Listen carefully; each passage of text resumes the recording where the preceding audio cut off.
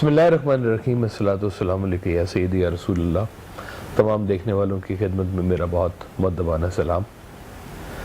انسان اپنے عقیدے کے ساتھ کہیں نہ کہیں پہ جڑا ضرور ہوتا ہے، کچھ بھی اس کا عقیدہ ہو، اور اس عقیدے کے ساتھ جو ہے کہیں نہ کہیں پر درمیان میں کچھ شکوک و شبہات بھی ساتھ میں لے کے چل رہا ہوتا ہے۔ میں اس کو بہت غلط نہیں کہتا کہ شکوک و شبہات نہیں ہونے چاہیے۔ انسان کی سرشت میں یہ بات شامل ہے کہ وہ کویسچن کرے، وہ پوچھے۔ جو ایمان والے لوگ ہیں جب وہ ایمان میں داخل ہوتے ہیں تو ایمان کے سفر پہ چلتے ہوئے بھی ان کے کچھ کویسچنز پیدا ہوتے ہیں، یہ نہیں ہوتا کہ نہیں ہوتے، ضرور ہوتے ہیں۔ اللہ تعالیٰ نے انسان کو جو ہے وہ باعقل بنایا، باشعور بنایا، اور لیکن یہ جو ایمان کا جو تعلق ہے نا جی، یہ اس کا تعلق عقل سے زیادہ جو ہے نا وہ آپ کا قلب ہے، آپ کا دل ہے۔ کیونکہ ایمان کے اندر کئی ایسی چیزیں ہیں کہ جن کو عقل پروو نہیں کر سکتی، لیکن چونکہ آپ کے ایمان کا حصہ ہے اس کو آپ کو قلب سلیم سے ہی اس کو جو ہے آپ کو ماننا پڑتا ہے۔ عقل تو کہتی ہے کہ خدا کا جو ہے وہ وجود کیسے ہے، کیسا ہوتا ہے اللہ تعالیٰ، اور جو دل ہے وہ کہتا ہے کہ جی اللہ بس ہوتا ہے، یہ مومن کے دل میں ہوتا ہے، اس کے اپنے گھر میں ہوتا ہے، عرش پہ ہوتا ہے، جو معاملات ہیں۔ کہتے ہیں غریب کی، جو اللہ کا ماننے والا مقرب غریب ہے، اس کی کٹیا میں بھی اللہ بہت رہنا پسند کرتا ہے۔ تو مومن کا دل جو ہے یہ بھی ایک اللہ کا عرش کہلاتا ہے، کہ جو مومن کا دل ہے یہ بھی ایک اللہ کا عرش ہے۔ تو مومن کے پاس تو اللہ تعالیٰ رہتا ہی ہے۔ اب یہ جو ہمارے زندگی کے جو فیصلے ہوتے ہیں نا جی،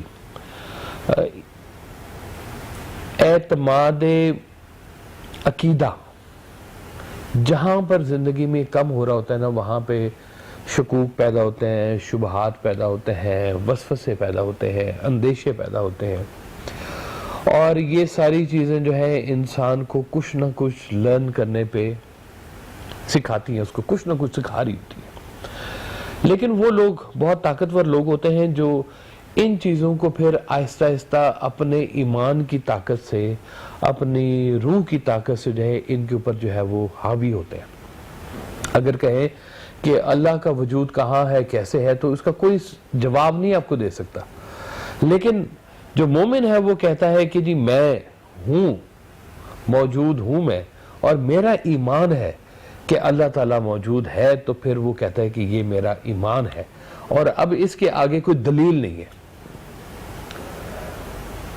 وہ ایک میں نے مووی دیکھی تھی، بڑی پرانی کوئی، اس میں وہ کرسچینٹی کے اوپر کچھ معاملات چل رہے تھے، تو اس میں وہ جو ان کا فادر جو بنتے ہیں، پوپ بنتے ہیں، وہ ان میں سے ایک نوجوان ایسا تھا کہ جو بن تو رہا تھا فادر، لیکن اس کا نا اللہ پہ کوئی یقین نہیں تھا کہ یہ واقعی ہے سسٹم اللہ تعالیٰ کا کہ نہیں، اور لیکن پھر بھی وہ تعلیم حاصل کر رہا تھا یہ والی ساتھ کے ساتھ جو بھی ان کی ہوتی ہے کرسچینٹی کی۔ تو اس کو جو تھا نا، وہ اس مووی میں دکھایا گیا کہ اس کو ڈیول نے کہیں پہ اس کے کان میں اس کے تھوڑا سا نا وسوسہ ڈالا، اور چلتے چلتے وہ جو فادر جو بن رہا تھا، وہ ڈیول جب اس کے سامنے آیا تو اس نے کہا کہ اب تجھے یقین آ گیا کہ خدا نہیں ہے لیکن ڈیول ہے، میں تیرے سامنے موجود ہوں، اب تو بتا کیا کہتا ہے۔ وہ کہتا ہے کہ تیرے ہونے کا وجود ہی جو ہے میری استقامت کو جو ہے نا وہ بنا گیا، کہ تو ہے اس لیے مجھے پتا چل گیا کہ رب بھی ہے۔ وہ سامنے آیا نہیں آیا، لیکن یہ دونوں چیزیں جو مخالف ایک دوسرے کی ہے، اگر تو میرے سامنے آ گیا، میں تو تجھ پہ بھی یقین نہیں کرتا تھا، اگر تو میرے سامنے آ گیا تو یہی بات میرے لیے بہت کافی ہے کہ میں ایمان لے اس بات کے اوپر کہ رب موجود ہے۔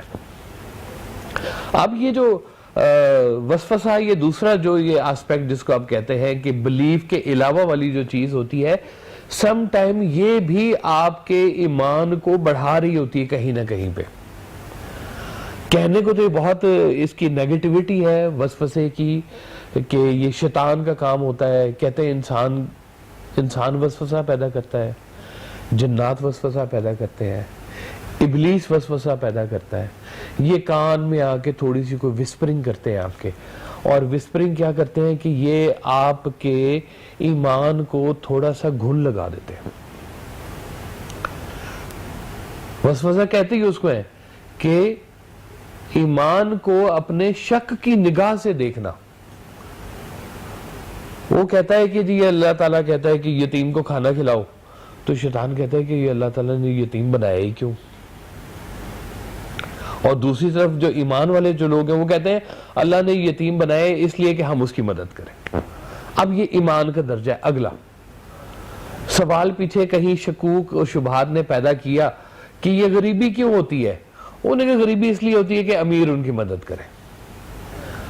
تو یہ سوال جواب جو ہے نا انسان اپنے ساتھ جو ہے نا وہ لگا رہتا ہے کہ صحت کیوں آتی ہے تو بیماری کیوں رہ جاتی ہے.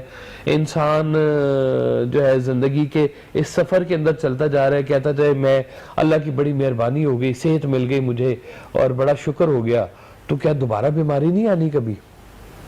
تو دوبارہ کیا کرو گے؟ پھر دوبارہ بھی یہ بات کرنی پڑے گی نا آپ کو. یہ اپنے ایمان کو نا بار بار ڈسکرائب نہیں کرنا چاہیے.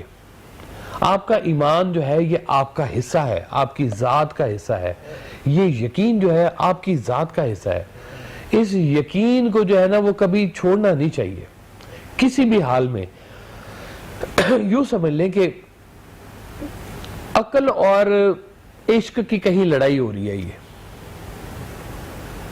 کہ وہ کہتے ہیں کہ نار نمرود حضرت ابراہیم علیہ السلام کے لیے جو لگائی گئی, تو اب کوئی باشعور انسان یا کوئی عقل والا انسان دیکھتی ہوئی آگ کے اندر چھلانگ نہیں لگائے گا.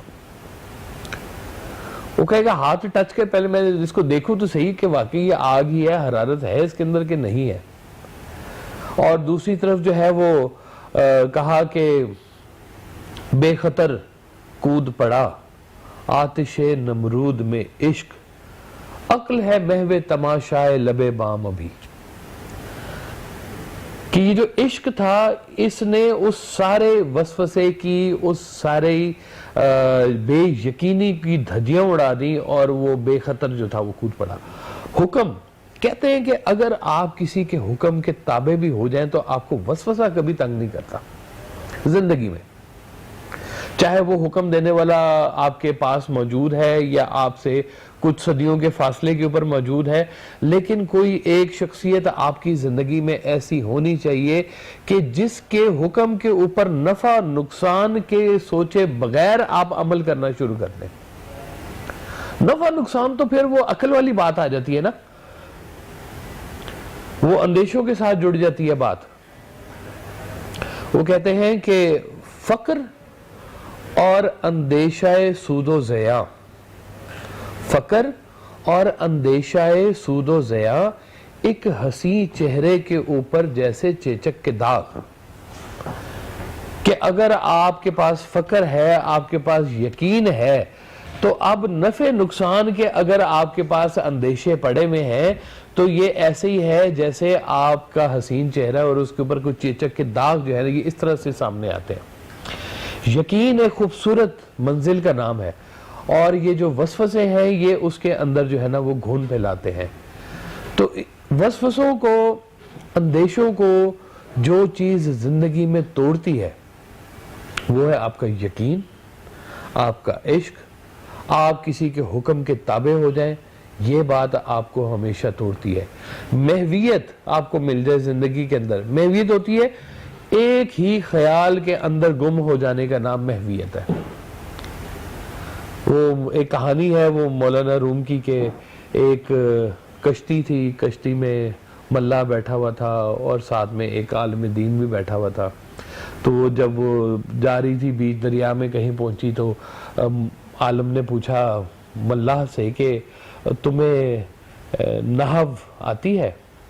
تو اس نے کہا جی مجھے نحو نہیں آتی. تو اس نے کہا تیری تو آدھی زندگی ضائع ہو گئی. تو تھوڑی دور گئے تو وہ آگے آ گیا گرداب, ورل پول جس کو کہتے ہیں, وہ گرداب آ گیا اور کشتی اس کے اندر ہچکولے کھانے لگی. تو ملا نے پوچھا کہ عالم صاحب آپ کو تیرنا آتا ہے؟ تو اس نے کہا کہ نہیں مجھے تیرنا نہیں آتا. انہوں نے کہا پھر آپ کی ساری زندگی ضائع ہو گئی. تو یہ زندگی کے اندر نا نحویت نہیں چاہیے, عقل ہی نہیں چاہیے, ہمیں محویت بھی چاہیے ساتھ میں, کہ اس بڑے خیال کے ساتھ کہیں پہ مرج ہو جانا جو ہے یہ آپ کو اندیشوں سے, آپ کے آنے والے کل کی پریشانیوں سے, یہ اندیشے وسوسے جو ہے نا یہ ابھی ہوئے نہیں ہوتے, یہ ابھی ہونے ہوتے ہیں, اور آپ کو ان کی فکر پہلے سے لاحق ہونا شروع ہو جاتی ہے. یعنی کہ آپ کے انتظار کا جو رخ ہے وہ خراب ہو رہا ہے کہیں نہ کہیں پہ. آپ اپنے آنے والے وقت میں جو ہے وہ کہیں نیگیٹیوٹی میں چلنا شروع ہو گئے. سرکار بھائی صاحب فرمایا کرتے تھے کہ اپنے انتظار کا جو ہے نا وہ رخ ٹھیک کرو, کہ آپ کے انتظار میں آگے کیا چیز ہے. آپ کے انتظار میں آگے اندیشے ہیں, وسوسے ہیں, پریشانیاں ہیں, تو ابھی تو وہ ہوا نہیں ہے, تو ابھی تو آپ کے پاس وقت ہے, چلو آپ ٹھیک کر لو اس کو. ٹھیک نہیں کر سکتے تو انتظار ہی کرنا ہے, تو کسی اچھے وقت کا کیوں نہیں کرتے تم, برے وقت کا تم نے کیوں انتظار کرنا ہے. تو زندگی میں ہمیں یہ بات بڑی سوچنے والی ہے کہ یہ جو کہتے ہیں نا کہ ایمان سلامت ہر کوئی منگے, عشق سلامت کوئی ہو, کہ یہ جو عشق ہوتا ہے نا یہ بڑی مشکل سے یہ ملتا ہے انسان کو, اور یہ کوئی کوئی مانگتا ہے. یعنی کہ ایمان کا بھی ایک درجہ ہے عشاق والا, عشق والا, کہ جہاں پہ آپ کے یہ جو وسوسے, خیال, اندیشے جو ہیں یہ جل جاتے ہیں بالکل. یہ کہتے ہیں عشق جو ہوتا ہے نا کسی کے اندر, یہ ایک آگ کی طرح ہوتا ہے, آگ. اب کہیں کہ لوہا اگر آگ میں ہو تو لوہا آگ ہے یا لوہا لوہا ہے؟ وہ کہتے ہیں جب تک آگ میں ہے تب تک تو وہ آگ ہی ہے. وہ آگ سے باہر نکلے گا تو پتہ چلے گا اس کی صفت کیا ہے, ورنہ تو آگ کے اندر تو وہ اس کو آپ جو تاثیر آگ کی ہے وہی اس وقت اس لوہے کی ہوئی بھی ہوتی ہے. تو وہ کبھی اپنے آپ کو آگ بھی کہہ دیتا ہے, لوہا, کیونکہ وہ اس صفت کے اندر اتنا گم ہوا ہوتا ہے کہ اس کو لگتا ہے کہ یہ بھی وہی صفت ہے. لیکن لوہے کو بھی پہچاننا چاہیے کہ یہ مہربانی اس آگ کی ہے جس نے یہ حدت دی ہوئی ہے, ورنہ تو وہ لوہا ہی ہے. وہ کہتے ہیں نا کہ سنگریزے پڑے ہوئے ہوتے ہیں نا, پیبلز, ساحل سمندر کے اوپر, تو لہر آئے نا تو وہ لہر ان کو اٹھاتی ہے, اور کہتے ہیں کہ جب وہ لہر ان کو اٹھاتی ہے تو وہ جب آپس میں ٹکراتے ہیں تو اس سے ایک میوزک پیدا ہوتا ہے. تو جب وہ لہر چلی جاتی ہے تو وہ سنگریزے پھر وہیں کے وہیں پڑے ہوئے ہوتے ہیں ساحل سمندر کے اوپر, بے جان بے سود سے. تو کہتے ہیں یہ لہر کی نہ مہربانی ہے کہ وہ آتی ہے اور آ کے تھوڑے سے آپ کے اندر جو ہے نا وہ میوزک پیدا کرتی ہے, حرارت پیدا کرتی ہے. تو یہ لہر کے سارے کمال ہیں کہ وہ آپ کے اندر آتی ہے اور ساری بات کرتی ہے. تو کہتے ہیں یہ جو عشق ہے یہ چولہے کی طرح ہے, وہ جو مٹی کا چولہا نہیں ہوتا جی, مٹی کے چولہے کی طرح, جس پہ پرانے وقت میں ہمارے گھروں میں خواتین جو تھی وہ کھانا شانا پکایا کرتی تھی. وہ کہتے ہیں کہ یہ آگ جلتی ہے, اس چولہے کے بیچ میں لکڑیاں رکھتے ہیں اور لکڑیوں کے اوپر پھر پتیلی شتیلی رکھ کے. اب کہتے ہیں کہ جب وہ آگ بند بھی ہو جاتی ہے نا تو بھی اس چولہے کے اندر جو ہے نا کیڑا نہیں آتا. اس کو پتا ہوتا ہے کہ یہ آگ تو بند ہو گئی لیکن حدت کہیں اس مٹی کے اندر موجود ہے, کیڑا اس سے دور بھاگتا ہے. یہ جو کیڑا ہے نا جی, یہ ہے شک, یہ ہے وسوسہ, یہ ہے آپ کا وہ خیال کہ جو آپ کے ایمان کو کمزور کر رہا ہوتا ہے. اگر آپ کے اندر عشق کی وہ حدت موجود ہے نا تو یہ سارے کیڑے ویسے ہی جل کے تباہ ہو جاتے ہیں. وہ کہتے ہیں منم محوے خیالے او نمی دانم کجا رفتم, کہ مجھے نہیں معلوم کہ میں کدھر تھا اور کیا کر رہا تھا. وہ ایسے خیال کے اندر چلتا جاتا ہے, وہ خیال جدھر لے کے جا رہا ہوتا ہے انسان پھر اس طرف ہی چل رہا ہوتا ہے. اس کو کبھی جو ہے نا اندیشہ اور وسوسہ اس کو تنگ نہیں کرے گا, اس کے پاس نہیں آئے گا, کیونکہ وہ کسی حکم کے تابع چل رہا ہے, وہ کسی خیال کے اندر چل رہا ہے. جس انسان کو یہ پتا چل جائے کہ یہ جو ہم جس سٹوری میں سے میں گزر رہا ہوں, ہم سب گزر رہے ہیں, یہ اس سٹوری کا ایک رائٹر موجود ہے جس نے لکھا کہ فلاں شخص نے اتنی دیر کے لیے آنا ہے، اس کا رنگ روپ یہ ہوگا، وہ امیری غریبی اس کی یہ ہوگی، اس کی اولاد یہ ہوگی، اور اس کے جانے کا یہ دن معین ہے، اور اس کا رزق اتنا موجود ہے۔ اب اس سٹوری کا رائٹر کوئی اور ہے، تو مجھے یاد ہے سرکار والد صاحب نے ایک دفعہ فرمایا کہ دیکھو تم کون سے اتنے لمبے پلان بنائی جا رہے ہو، تم تو خود کسی کا پلان ہو۔ اب اپنی ذات کو اس پلان کے حوالے سے جو لوگ دیکھتے ہیں ان کے اندر شک نہیں آتا، کیونکہ ان کو پتا ہے کہ یہ معاملہ جو ہے نا میرے اور اللہ کے درمیان ہے۔ یہ معاملہ شک ہے میں، اور ایمان کیا ہے؟ آپ، اللہ کے حبیب، یہ ہے ایمان۔ آپ کہتے ہیں کہ یہ جو میں ہے نا یہ سوال کرتا ہے اندر سے، یہ کوشچن کرتا ہے، پوچھتا ہے بار بار کہ یہ جو ہم ایمان میں سے گزر رہے ہیں واقعی اس کا جو ہے اینڈ ریزلٹ اچھا ہی ہوگا کہ نہیں ہوگا۔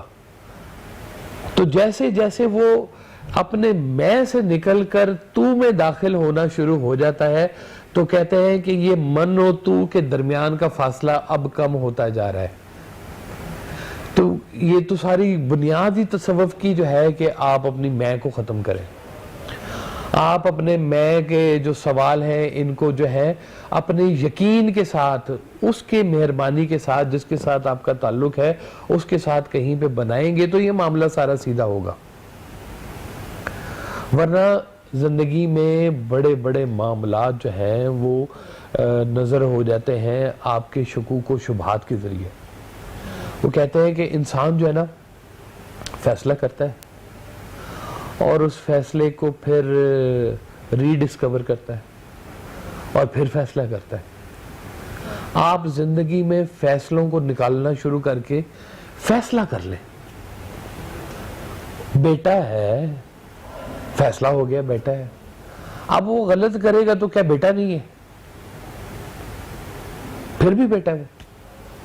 وہ بائبل کے اندر نا ایک کہانی لکھی ہوئی ہے کہ ایک بادشاہ تھا، اس کے دو بیٹے تھے۔ جو بڑا بیٹا تھا اس نے کہا کہ جی مجھے جو ہے نا اپنی جائیداد کا سارا حصہ دے دیں، میں تو چاہتا ہوں کہ میں دنیا کی سیر کروں، اور یہ چھوٹا بیٹا جو ہے نا یہ آپ کا بڑا تابعدار قسم کا بیٹا ہے، اس کو آپ اپنے پاس رکھیں، اس کو بادشاہی دیں، شہزادہ بنائیں، میرا حصہ مجھے دے دیں، میں تو جا رہا ہوں سیر کرنے کے لیے۔ بادشاہ نے کہا کہ ٹھیک ہے بھائی، تم اپنا حصہ لے لو جو تمہارا بنتا ہے، اور تم جانا چاہتے ہو جاؤ۔ کہتے جی وہ بیٹا اپنا حصہ لے کے چلا گیا، اور وہ کہتے ہیں کنویں کے کنویں بھی ہوں تو ختم ہو جاتے ہیں آخر، جب آپ خرچ کرنے پہ آئیں اور انکم کوئی نہ ہو تو کرتے کرتے جناب وہ جو بیٹا تھا وہ اس حالت پہ پہنچ گیا کہ وہ جو کہتے ہیں نا پگز کے ریوڑ میں، وہ پگز کو جو تھا وہ سوروں کو چرا رہا تھا وہاں پہ۔ تو وہاں پہ اس کو ایک دم سے پھر دوبارہ خیال آیا کہ میں اگر دوبارہ واپس چلا جاؤں اپنے والد کے پاس تو اس سے تو پھر بھی بہتر زندگی ہوگی، مجھے وہ نہ دیں جو صحیح رتبہ تھا، کیونکہ میں تو حصہ لے کے آ گیا ہوں، لیکن کم از کم اس زندگی سے تو پھر بھی بہتر ہی ہوگا کہ میں واپس چلا جاؤں۔ فیصلہ کر لیا اور واپس چلا گیا۔ اب وہ جب واپس جا رہا تھا شہر اپنے ملک میں تو بادشاہ کو اطلاع مل گئی کہ جی وہ ناخلف بیٹا جو تھا نا وہ واپس آ رہا ہے۔ بادشاہ نے اس کے لیے بڑا اہتمام کیا، بادشاہ نے اس کے لیے کھانے پکوائے، بکرے ذبح کیے، تیاریاں کی، شاہانہ شان استقبال کیا۔ اب وہ جو چھوٹا تابعدار جو بیٹا تھا وہ بیٹے کو درمیان میں سوال سوجا، اس نے کہا کہ یہ تو اپنا حصہ لے کے چلا گیا وہ سارے کا سارا، تو آپ پھر اس کو دوبارہ آپ عزت افزائیاں دے رہے ہیں اور ساری بات کہہ رہے ہیں، تو یہ کیا بات ہوئی؟ تو بادشاہ نے کہا کہ بات یہ ہے کہ دیکھو یہ جا کے واپس آیا ہے، یہ وہ دیکھ آیا ہے سارا کچھ جو کچھ ابھی تم نے نہیں دیکھا، یہ ان منزلوں سے گزر آیا ہے جن منزلوں سے تم ابھی نہیں گزرے۔ اب یہ جب وہاں سے ہو کے واپس آیا تو یہ بہت زیادہ قیمتی ہو گیا ہمارے لیے۔ تو یہ جو واپس آنے والے جو لوگ ہوتے ہیں نا کہ جو سوال کے سفر کے ساتھ چلتے ہیں، انٹلیکچوئل لوگ ہوتے ہیں، میں یہ نہیں کہتا، بہت انٹلیکچوئل لوگ ہوتے ہیں کیونکہ کوسچنز کرتے ہیں، لیکن یہ انٹلیکٹ جب ایکسیپٹنس کے اندر آ جاتی ہے تو پھر یہ بہت قیمتی ہو جاتی ہے۔ مان لینے کے اندر ہی بڑی عافیت چھپی بھی ہوتی ہے۔ انسان کے تمام وصف سے جل کے خاک ہو جاتے ہیں جب آپ کا ایمان جو ہے اس کے ساتھ جڑ جاتا ہے۔ ایمان کیا ہے؟ فیصلہ ہے آپ کا، اپنی ذات کے اوپر ایک فیصلہ ہے، اپنے اللہ کے اوپر ایک فیصلہ ہے، اللہ کے فیصلوں کے اوپر ماننے کا نام جو ہے یہ ایمان ہے۔ وہ یہ نہیں کہتے کہ ہم اس ڈسٹریبیوشن کو نہیں مانتے، وہ کہتے تیری خوبصورتی ہے کہ یہ تو نے ڈسٹریبیوشن بنائی ہے۔ وہ یہ نہیں کہتے کہ یہ پہاڑ کیوں ہے تو یہ گلہری کیوں ہے، تو وہ کہتے ہیں گلہری بھی اس کی کریشن ہے تو پہاڑ بھی اس کی کریشن ہے۔ یہ ہم مانتے ہیں اس کو کہ گھوڑا جو ہے وہ گھوڑا ہے اور گدھا جو ہے وہ گدھا ہے، وہ اس ڈسٹریبیوشن کو مانتے ہیں۔ تو اللہ کے فیصلوں کو ماننے والے جو لوگ ہیں ان کے پاس یہ طاقت ہوتی ہے کہ وہ اپنی زندگی سے ان وسوسوں کو باہر کریں، اپنی زندگی سے نفی جو چیزیں ہیں یہ ان کو باہر نکالتے رہتے ہیں، گھستی بھی رہتی ہیں، نکالتے بھی رہتے ہیں، اور آخر چلتے چلتے جب کبھی ان کو وہ آگ، وہ عشق کی آگ جس کو کہتے ہیں، وہ اگر نصیب ہو جائے تو بس پھر یہ دوبارہ وسوسے اس کے قریب نہیں آتے۔ تو میری یہ دعا ہے اللہ تعالیٰ سے کہ ہمیں اس ایمان کے سفر میں چلتے ہوئے کہیں اگر ہمارے کچھ سوال ہوں، ہمارے شکوک و شبہات ہوں تو اللہ تعالیٰ ہمیں ان سے باہر نکالے اور خالصتاً ہمیں اپنے عقیدے کے اوپر چلنے والا بنائے۔ اب زندگی بھر جس نے کام کیا ہوا ہو اور اینڈ پہ آ کے وہ کہے کہ جی اب تو آدھی سے زیادہ ہماری گزر بھی گئی، اب آگے فیصلہ کرنا ہے آپ نے۔ وہ میاں بیوی ہوتے ہیں جناب، زندگیاں گزر جاتی ہیں اور زندگی کے 20 سال بعد کہتے ہیں کہ وہ فیصلہ تو اب ہمیں سمجھ میں آئیے کہ ہم نے جو ہے وہ غلط فیصلہ کیا تھا، بچے بھی ہو گئے آپ کے، ساری زندگی بھی آپ کی چل گئی، تو آپ کہتے ہیں کہ اب فیصلوں کو اپنے ماننا شروع کریں، ان فیصلوں کے اوپر قائم رہنا شروع کریں۔ یہ استقامت ہے، یہ طاقت ہے اور یہ ایمان کی طاقت ہے۔ اللہ تعالیٰ سب کو ایمان کی طاقت سرفراز کرے اس سے، اور ہمیں یقین کے ساتھ چلنے کی اللہ تعالیٰ استطاعت جو ہے وہ ہمیں عطا فرمائے۔ اللہ آپ سب کا حامی و ناصر ہو۔ اللہ اس ملک پہ اپنا خاص کرم اور فضل رکھے۔ السلام علیکم ورحمۃ اللہ وبرکاتہ۔